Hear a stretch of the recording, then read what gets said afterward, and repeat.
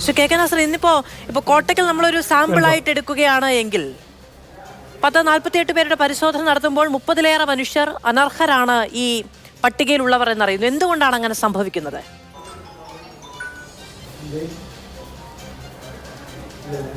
ഇതിൽ യഥാർത്ഥത്തിൽ പരിശോധന പൂർത്തീകരിച്ച് സർക്കാർ അതിൻ്റെ നടപടിയിലേക്ക് കടക്കുന്നതിന് മുമ്പെയാണ് ഇത്തരത്തിലുള്ള ലിസ്റ്റ് ഔട്ട് ചെയ്തിട്ടുള്ളത്. BMW ഉണ്ട് എന്ന് പറയുന്ന രവീന്ദ്രൻ എന്ന് പറയുന്ന ആളുടെ സ്വന്തം പേരിൽ വാഹനമില്ല എന്നുള്ളത് യാഥാർത്ഥ്യമാണ്. പരിശോധനയിൽ ഞങ്ങൾക്ക് വൈകുന്നേരം മനസ്സിലായി, മാധ്യമ സുഹൃത്തുക്കൾക്കൊക്കെ മനസ്സിലായത് അദ്ദേഹത്തിൻ്റെ പേരിൽ വാഹനമില്ല, അദ്ദേഹത്തിൻ്റെ മകൻ്റെ പേരിൽ ഒരു വാഹനമുണ്ടെന്നാണ് ഞങ്ങൾക്കൊക്കെ മനസ്സിലാക്കാൻ സാധിച്ചിട്ടുള്ളത്. അദ്ദേഹം ഒരു ഓടിട്ട വീട്ടിലാണ് താമസം എന്നുള്ളതും യാഥാർത്ഥ്യമാണ്.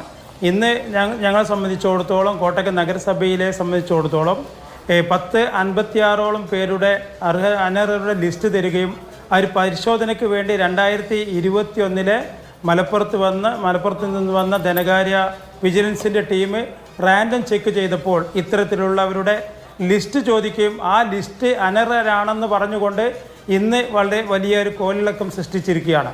ഇത് വിശദമായി പരിശോധിക്കേണ്ടതുണ്ട്. വിശദമായി പരിശോധനയ്ക്ക് ശേഷം മാത്രമാണ് എത്ര അനർഹരുണ്ട് എന്ന് നമുക്ക് വ്യക്തമായി പറയാൻ സാധിക്കുകയുള്ളൂ എന്നുള്ളതാണ്. ശ്രീ കെ നാസർ, ഇപ്പോൾ നമുക്ക് മറിയക്കുട്ടി ചേട്ടത്തെ ഓർമ്മയുണ്ട്. മറിയക്കുട്ടി ചേട്ടത്തിക്ക് പെൻഷൻ കിട്ടുന്നില്ല എന്ന ആരോപണം ഉന്നയിച്ച് അവർ വലിയ സമരത്തിലേക്ക് പോകുന്നു. ആ സമയത്ത് മറ്റൊരു വശം ആളുകൾ അവരെ പ്രതിരോധിക്കാൻ ശ്രമിച്ചത് അവരുടെ മക്കൾ 2 പേർ വിദേശത്താണ്, അവർക്ക് വലിയ സ്വത്തുവകകൾ ഉണ്ട് എന്നൊക്കെ പറഞ്ഞുകൊണ്ടാണ്. നമ്മൾ ആരെയും വ്യക്തിപരമായി അങ്ങ് പറയുന്നത് പോലെ BMW കാർ ഉള്ളവരടക്കം പട്ടികയിൽ എന്നുള്ള വാർത്തകളൊക്കെ പലയിടങ്ങളിൽ നിന്ന് വന്നു എന്നത് ശരിയാണ്. ഇപ്പം അവർ അങ്ങനെ ഒരു സാഹചര്യത്തിലല്ല എങ്കിൽ അങ്ങനെ ഒരു സാഹചര്യത്തിലാണ് എന്ന് ആവർത്തിച്ചുറപ്പിക്കേണ്ട ആവശ്യകതയൊന്നും നമുക്കില്ല. പക്ഷേ 1 ലക്ഷം രൂപയ്ക്ക് മുകളിൽ വാർഷിക വരുമാനമുള്ളവർ സ്വാഭാവികമായും ഈ പട്ടികയിൽ ഉണ്ടാവരുത് എന്നുള്ളതാണ് അല്ലേ സർക്കാർ നിഷ്കർഷ എന്ന് പറയുന്നത്. പ്രാഥമികമായി നിങ്ങൾക്കൊക്കെ അറിയാവുന്ന ആളുകളാണ്. അത്തരത്തിൽ അനർഹരായ ആളുകൾ ഈ പട്ടികയിൽ ഇല്ല എന്ന് പറയാൻ കഴിയുമോ? തീർച്ചയായും ഉണ്ടാവാൻ സാധ്യത കാണുന്നത്. കാരണം കോട്ടയ്ക്കൽ നഗരസഭയിൽ മാത്രം, ഞങ്ങളുടെ ചെറിയ ഒരു നഗരസഭയിൽ മാത്രം 5400 പേർക്കാണ് ഞങ്ങൾ വിവിധ ക്ഷേമ പെൻഷനുകൾ കൊടുക്കുന്നത്. ഈ ക്ഷേമ പെൻഷനുകളൊക്കെ നമ്മൾ കാലാകാലങ്ങളായി പരിഷ്കരിക്കുമ്പോൾ അതിൻ്റെ ടേംസ് ആൻഡ് കണ്ടീഷൻ മാറ്റം വരുത്തുകയാണ്. ഒരു കാലത്ത് വാർദ്ധക്യ പെൻഷൻ ഉണ്ടായിരുന്ന നിയമം എന്ന് പറയുന്നത് 60 വയസ്സ് തികയുക എന്നുള്ള ഒറ്റ മാനദണ്ഡം മാത്രമുള്ളായി. പിന്നെയാണ് നമ്മളിതിൻ്റെ വരുമാനത്തിൻ്റെ മാനദണ്ഡങ്ങളൊക്കെ വെച്ച് അത്തരത്തിലുള്ള വരുമാന മാനദണ്ഡം വെച്ചപ്പോൾ ചില ആളുകൾ പോകേണ്ടതോ അല്ലെങ്കിൽ അവർ മനഃപൂർവ്വം പോകേണ്ടതോ കണ്ടെത്തി അവരെ നമ്മൾ ലിസ്റ്റിൽ നിന്നും ഒഴിവാക്കേണ്ടതുമായിരുന്നു. ഇത്തരത്തിലുള്ള പരിപാടികളോ പ്രവർത്തനങ്ങളോ എല്ലാ മുനിസിപ്പാലിറ്റികളും നഗരസഭയിൽ കൃത്യമായി നടന്നു എന്നും ഒരു നഗരസഭക്കും പറയാൻ സാധിക്കാത്ത സാഹചര്യത്തിലാണ് അനർഹരായിട്ടുള്ള ആളുകൾ ഇത്തരത്തിലുള്ള ലിസ്റ്റിൽ കയറി കൂടുന്നത്.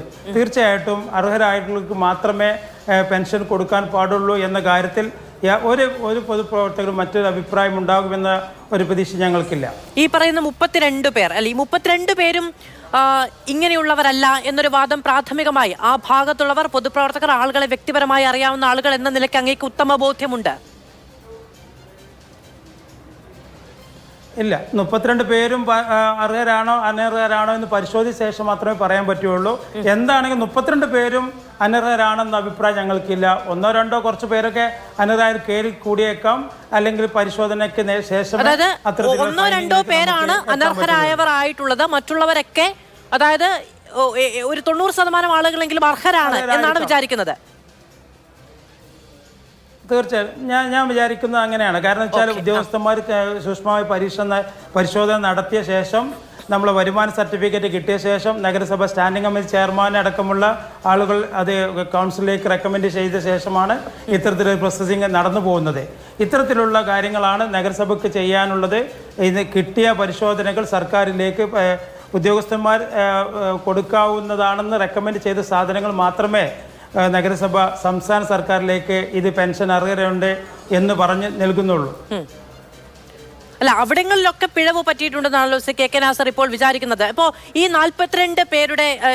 32 പേരുടെ പട്ടിക അത് പുനഃപരിശോധിക്കേണ്ടതാണ്, അനർഹരാണ് എന്ന ഒരു തീരുമാനം എങ്ങനെയാണ് ഉണ്ടാവുന്നത്? അത് സംസ്ഥാന സർക്കാരിൻ്റെ ധനകാര്യ വകുപ്പിൽ നിന്നും അവർക്ക് കിട്ടിയിട്ടുള്ള പരാതികൾ മേലോ നഗരസഭയിൽ നിന്ന് അവർക്ക് കിട്ടിയ പരാതിൻ്റെ മേലിൽ നഗരസഭ അറിയാതെ വന്ന് ഇൻസ്പെക്ഷൻ നടത്തിയതിൻ്റെ അടിസ്ഥാനത്തിൽ 2021 അത് പ്രത്യേകം മനസ്സിലാക്കേണ്ടത് 2021 തുടങ്ങിയ ഒരു ഇൻസ്പെക്ഷൻ റിപ്പോർട്ട് കിട്ടുന്നത് ഇപ്പോഴാണെന്നുള്ളത് മനസ്സിലാക്കണം. 2021 ശേഷം അത്തരത്തിലുള്ള അതിൻ്റെ നടപടികളും മറ്റും എടുക്കേണ്ട സമയത്ത് സംസ്ഥാന സർക്കാർ അതിന് എടുത്തിട്ടുള്ള ഫൈനാൻസ് ഡിപ്പാർട്ട്മെൻറ്റ് എടുത്തിട്ടുള്ള ഒരു കമ്മ്യൂണിക്കേഷൻ നഗരസഭയുമായി ചെയ്യുകയോ അല്ലെങ്കിൽ ഇവരെ പെൻഷനിൽ നിന്നും ഒഴിവാക്കണമെന്നോ കൊടുക്കണമെന്നോ ഒരു നിർദ്ദേശവും ഈ നിമിഷം വരെ നഗരസഭയ്ക്ക് കൊടുത്തിട്ടില്ല എന്നുള്ളതാണ് ഞങ്ങൾ ഇന്ന് രേഖകൾ പരിശോധിച്ചപ്പോൾ ഉദ്യോഗസ്ഥന്മാരുമായി സംസാരിച്ചപ്പോൾ ഞങ്ങൾക്ക് മനസ്സിലാക്കാൻ സാധിച്ചത്. 2021